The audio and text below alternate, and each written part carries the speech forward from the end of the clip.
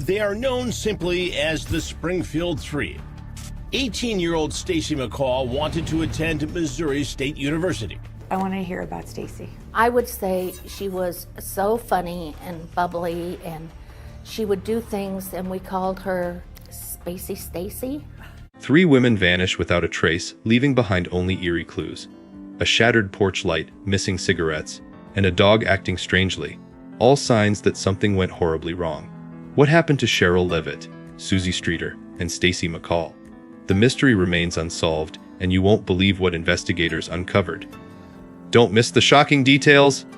The disappearance, it was a day that should have been filled with joy and celebration, but it quickly turned into a nightmare. On the night of June 7, 1992, Sherrill Levitt, her daughter Suzie Streeter, and Suzie's friend Stacy McCall disappeared without a trace. The 3 women had attended Suzie's high school graduation earlier that evening, a milestone that marked the end of one chapter and the beginning of another. Janelle Kirby, Suzie's friend, remembers the night with a deep sense of regret. Looking back, I wish I'd begged them to stay and not let them leave. We should have just slept on the floor together, she says, haunted by the decision to let them leave that night. The morning after the graduation was a bright, sunny one, but it quickly turned into a day of confusion and dread. Janelle, eager to catch up with her friends, called their house repeatedly, but there was no answer. Growing more concerned, she went to their home to check on them. When she arrived at the front porch, she was shocked to find glass scattered everywhere. The globe covering the porch light shattered, yet the light bulb was still intact. It was a strange and unsettling sight. Janelle immediately entered the house, calling out for Suzie and Stacy, but there was no response. As she walked through the house, everything seemed normal at first, but something felt off. Sherrill's dog, a terrier named Cinnamon, was acting strangely, barking incessantly, as though sensing something was terribly wrong. What they found next would only deepen the mystery surrounding their disappearance. Investigation begins as the hours passed with no word from Suzie, Sherrill, or Stacy. Concern quickly turned into panic. Janelle called Suzie's mother, Sherrill, and Stacy's mother, Janice McCall, trying to make sense of the eerie silence. When they couldn't reach their daughters by phone, Janice decided to take action. I started opening the door and saying, "Hello? Hello, anybody home?" Janice recalled, her voice filled with growing fear. As she entered the house, she was greeted by the same unsettling scene Janelle had encountered earlier. The dog was anxious, and the usual signs of life, cigarettes, lighters, were left behind, things that neither Sherrill nor Suzie would ever forget. These small details made it clear something was terribly wrong. Janice immediately called the police, reporting Stacy as missing, and soon after, Suzie and Sherrill's disappearance was added to the case. The police initially responded with caution, suggesting it might be a case of a runaway, but Janice knew better. This wasn't like them. Something had happened, she said. The case began as a missing persons report, but the reality was far more sinister. As law enforcement began their investigation, they uncovered clues that only deepened the mystery. A suggestion was made: can you get their dental records? The suggestion chilled them to the bone. If the authorities were asking for dental records, they were thinking the worst. Unsettling clues. As the investigation unfolded, the police began to uncover a series of unsettling clues that made it clear this was no ordinary missing persons case. The house was strangely still, the usual hum of life absent. Sherrill's dog, Cinnamon, continued to act nervously, barking incessantly.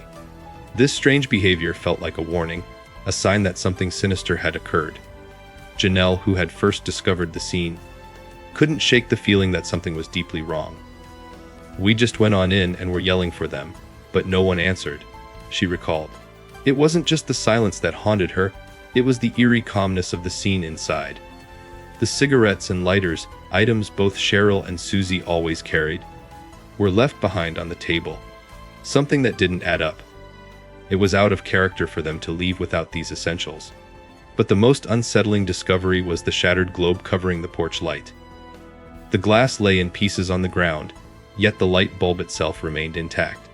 It was a peculiar detail, one that seemed to point toward a struggle, or at least something unusual having happened right outside the house. As the police continued to search for answers, Janice McCall couldn't ignore the growing sense of dread. "If they find remains, then we're going to have to deal with it," she said, a chilling foreshadowing of the grim reality they were about to face. The truth of what had happened to these three women in Springfield, Missouri, was still out of reach. But the clues were starting to paint a darker picture. Suspects and theories.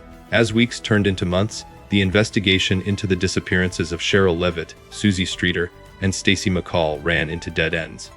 The police began exploring various suspects and theories, but none seemed to offer a clear path to finding the missing women. One of the most intriguing suspects was Robert Craig Cox, a man with a long criminal history. Cox had been convicted of the brutal murder of Sharon Zellers in 1978, though his conviction was overturned later. A tip from Florida brought attention to him, and investigators began to wonder if Cox could be involved in the disappearances. The theory was that he might have seen Stacy visiting her father in Springfield and targeted her. Cox denied any involvement, but his statements raised suspicions. "I know they're dead," he told a Springfield reporter in 1995 during an interview from prison. "I just know that." The chilling certainty in his voice unnerved investigators. Was he seeking attention, or did he know something others didn't? Despite his claims, Cox had an alibi for the night of the disappearances. He reportedly attended a golf tournament and then went to church with his girlfriend the following morning. His alibi was corroborated by his girlfriend, which meant police had to consider other possibilities. The more they dug into Cox's past, the more questions emerged, but no hard evidence linked him to the case. As the investigation dragged on, the theories grew wilder, yet the truth remained elusive. Was Robert Craig Cox involved? Or was the real perpetrator still out there? The mystery surrounding the three missing women continued to haunt Springfield, and the answers seemed as far away as ever. Years of searching, nearly 2 decades, had passed since Sherrill Levitt, Suzie Streeter, and Stacy McCall vanished, and the pain of their disappearance only seemed to grow with each passing year. Despite thousands of tips, searches across 21 states, and countless hours spent investigating every possible lead, the mystery of what happened to the three women remained unsolved. The police had followed every clue, from tracking down Robert Craig Cox to investigating new tips from across the country, but each lead brought them back to square one. The woods surrounding Springfield had been searched extensively, but no trace of the women was ever found. The case had become a cold one, a haunting reminder of lives lost and justice still out of reach. Janice McCall, Stacy's mother, struggled with the uncertainty. "I just recently realized that she's been gone longer than I had her," she said, her voice heavy with sorrow. "And for her to be gone more than 18 years is heartbreaking." The weight of the years without answers was more than she could bear, and yet, she still held on to hope that the truth would eventually come to light. In nearly 19 years, the case had not only shattered families, but also left a community searching for closure. The remains of the three women were never found, and their fate remained a mystery. The echoes of their disappearance continued to linger, unanswered, as investigators and families alike wondered if they would ever learn what truly happened to Sherrill, Suzie, and Stacy. Could Robert Craig Cox be the key to solving the mystery of the missing women? Or is there another dark figure behind their disappearance? Leave your thoughts in the comments below. What do you think really happened to Sherrill, Suzie, and Stacy? Don't forget to hit that subscribe button for more spine-chilling stories. And stay tuned for our next video, What Happened to Brandon Swanson? Vanished on the Phone. Coming soon!